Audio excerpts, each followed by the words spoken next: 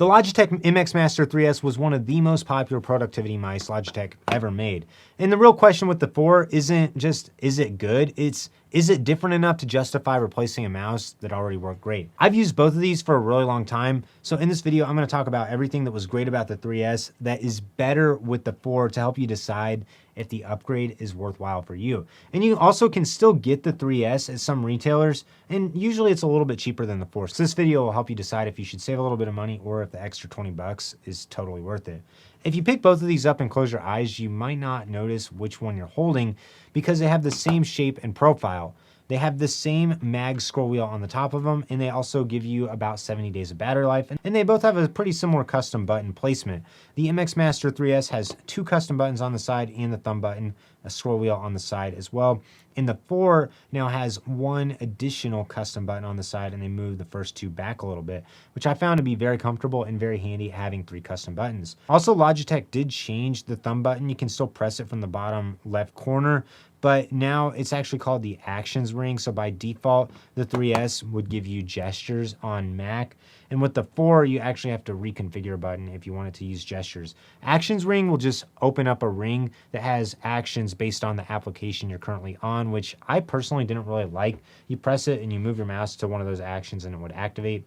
I just swapped this back to using Mac OS gestures so I could go back and forth between full screen windows or also activate mission control. I found that to just work a lot better. The biggest change Logitech made going to the 4 is the fact that they got rid of most of the rubber grip on the 3S, which was a big complaint for a lot of people because over time it does discolor. You can see that this pale gray MX Master 3S just doesn't look quite as nice as when I first got it. And even 9 months later, the MX Master 4 is still looking pretty nice. Also, the rubber texture on it could just feel kind of tacky underneath your sweaty palms as you're working for a long period of time. So that was something that definitely wasn't the best about this mouse. And they got rid of the rubber grip pretty much everywhere except a little bit on the thumb area and on the side where your right index finger goes.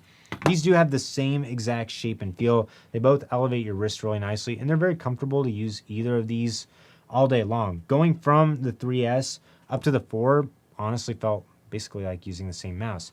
Except for with the 4, the extra button's really handy for applications like Final Cut Pro, where I am doing a lot of precise mouse movements, and having that one more button that you can activate with your thumb really did come in handy. This also might just be me, but I found the side scroll wheel on the 4 felt a little bit better than the one on the 3S. It just felt a little bit more solid. And even after using this for the last 9 months, it feels like it has just as much resistance as from day one. One of the biggest issues I had with the 3S, and one that I actually had to quit using, the scroll wheel on it got really loose and rattly. It still works, but I heard of many people that actually had to replace the scroll wheel on their 3S, and Logitech didn't care or warranty it, which is definitely disappointing. And unfortunately, Logitech did not change the scroll wheel on the MX Master 4. I'm pretty sure the side scroll is different, but the top scroll is the same, and I think that's the main area where this really needs to be improved. One other annoyance with the MX Master 4 is you can't use the thumb button and click and drag at the same time, which is really annoying if you want to use this with the Mac gestures. Another big upgrade with the MX Master 4 is the haptic feedback on it, which at first I wasn't sure if this was just going to be a gimmick, but as you move the mouse, if you're in an application like Photoshop and you're locking into the grid, it'll give you a little bit of feedback, just as confirmation that it's locking in where you needed it. And I really like that. That feature works really well. You can customize all the buttons, the scroll sensitivity, the mouse speed and sensitivity, all through the Logi Options Plus app, and it works just as well on either of these options. Some people don't really like Options Plus. For me, it's worked solid. You just have to put it on whatever computer you want to use with the mouse. But this is also fully compatible with Windows and Mac computers, and you can pair either of these very easily using Bluetooth. You just flip it over, turn it on, and there's 3 device pairing slots, so it's very fast to change back and forth between one computer to the next once you got it paired. To put it in pairing mode, just go to the slot you want to do, press and hold, and then the light will blink quickly to show you it's now in the pairing mode. Then once you pair it to multiple devices, you can just go back and forth between them by flipping it over and selecting whatever device you want to be on. Both of these are about the same volume for clicking and using them. The 3S already introduced the quieter clicks over the older MX Masters. The 4 is a little bit quieter, but I found the 3S is still plenty quiet. Logitech made a couple of other very subtle changes, namely the fact that the charging light was on the left side of the 3S and now it's on the top of the MX Master 4, which makes it a little easier to see. And both of these had about 70-day battery life, and both of them also supported fast charging, and the USB-C port on both of them is on the front, so you can use it while you charge it, but you have to use it with Bluetooth or the Bolt. You can't just plug it in with the USB-C cord to your computer and expect it to work. One other big difference in the MX Master 3S and the MX Master 4 is the fact that the Logi Bolt now is just USB-C instead of USB-A, which I find to be very handy because you don't have to use an adapter or a dongle with it.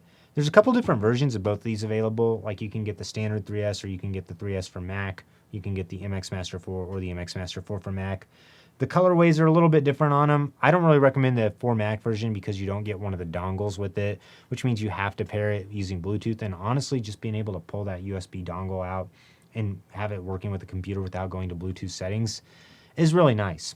Now let's talk about the price, because the MX Master 3S launched at $99, but the price did end up going up later, and the MX Master 4 launched at $120. Sometimes you can find the 3S on sale though, and typically it runs anywhere from $80 to $90 on sale. If you don't already own one of these, I definitely say the extra $30 to $40 is worth putting into the MX Master 4 for the extra button and the haptic feedback, and the fact that it doesn't have the rubber coating all over it is honestly reason enough to get the MX Master 4. But if you already own a 3S and you're thinking about upgrading, then it gets a little bit tricky, because the 3S is still a great option. If the 4 never came out, I'd still happily be using the 3S. But if you like custom buttons, if you like the idea of the haptic feedback and you want a slightly improved side scroll and also just not having the rubber grip on the top of it, then getting the MX Master 4 would honestly really be worthwhile. And also the haptic feedback is one of those underrated features that the more you use it, the more you just appreciate the subtle improvement